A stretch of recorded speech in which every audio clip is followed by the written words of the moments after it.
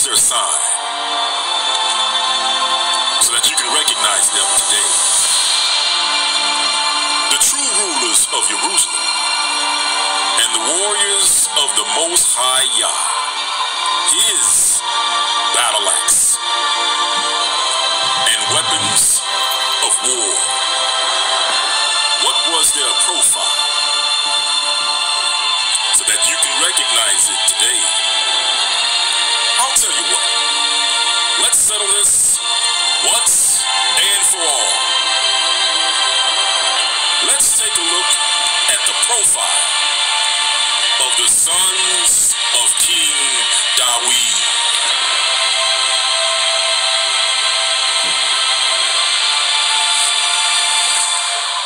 Make way for the king, for the king, for the king, for the king, for the king. And now let's review the profile of the Spanish and Portuguese Jews. We'll do this by reviewing the description of color in references older than the 1900s. And we'll also take a look at the hair texture of the Spanish and Portuguese Jews, along with cranial analysis, the study of the skull. And we'll also review descriptions of the lips of the Jews.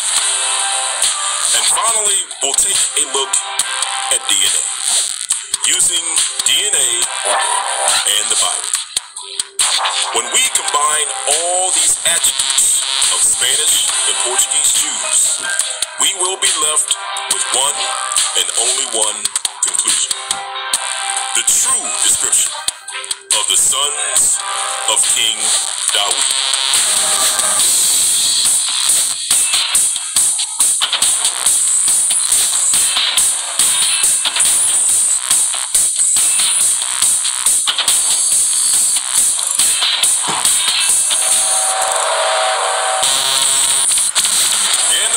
Reference reads, and it reads, thus the black color is found not only in individuals as the black Jews of Portugal.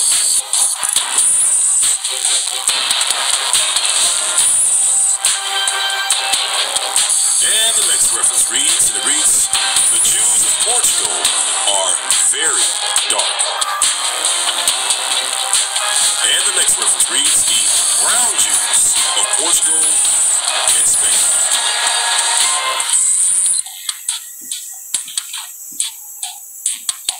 This reference reads, swarthy in Portugal and in Spain.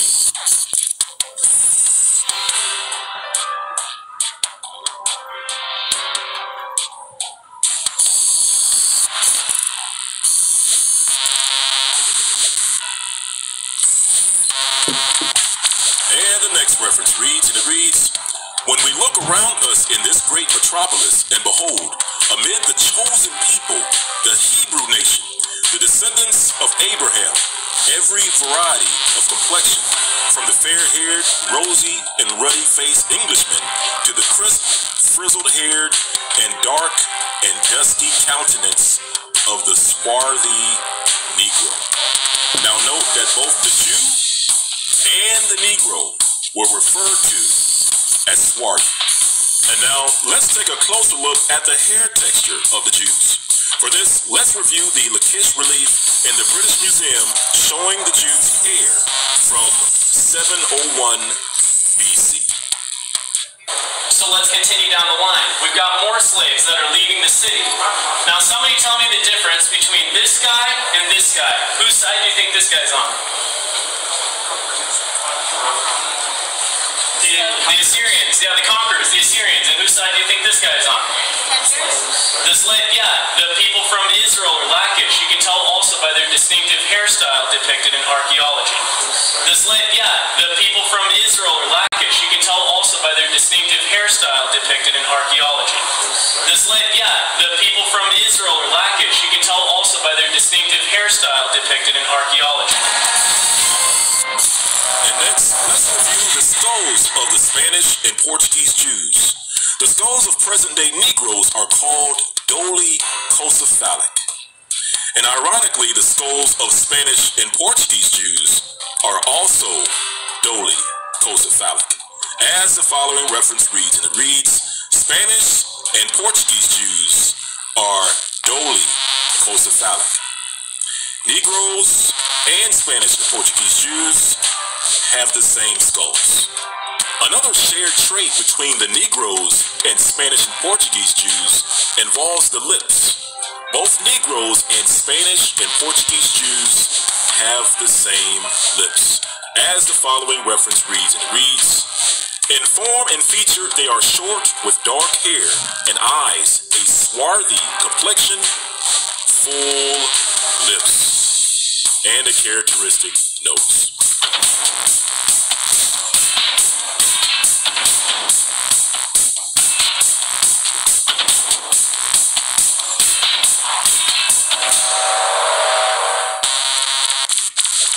Sorry to break the news to you, but the truth is the truth. Oftentimes when people hear the facts, they are horrified. When they realize that they have treated the children of Israel most wickedly, others, upon hearing the truth, will simply go into denial. However, it doesn't change the facts.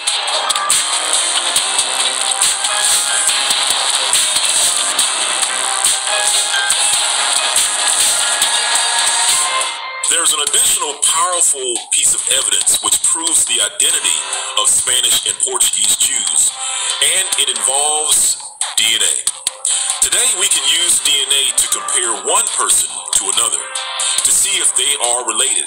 However, this is not the DNA analysis we can use to find the true identity of the Jews today.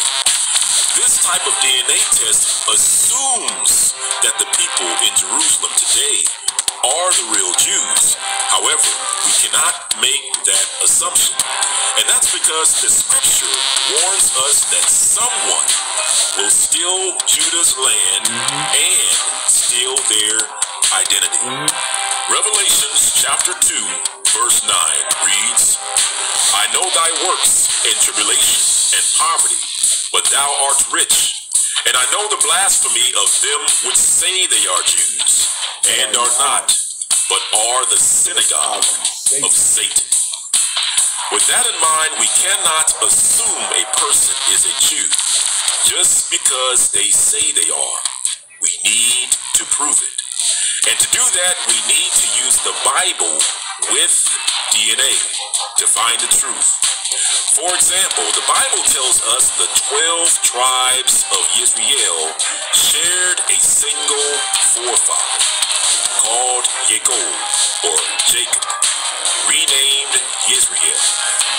The Bible also tells us that the children of Israel had 4 emas, or 4 mothers: Zilpah, Leah, Rachel, and Bilhah. In other words, the 12 tribes of Israel was made up of one father and 4 mothers. With that in mind, we can use DNA to see if the Negro has 1 forefather and 4 mothers. Now, DNA does indeed reveal that the Negro does share a single DNA forefather called E1B1A by geneticists. DNA also reveals that the so-called Negro shares 4 DNA mothers, referred to as L3, L2, L1, and L0 as well. Here we see the Negro's DNA matches the Bible perfectly.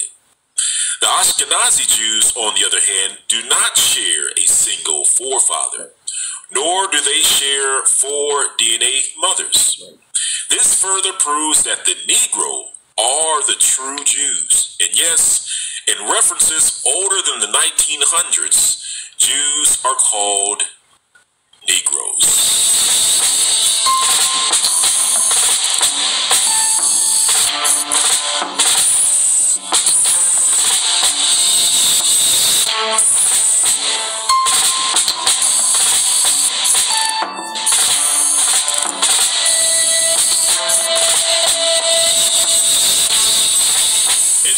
When reviewing references older than the 1900s regarding the Spanish and Portuguese Jews, we find that these Jews not only looked like Negroes, had hair like Negroes, skulls like Negroes, lips like like Negroes and DNA like Negroes. In conclusion, they are 100% Negroes.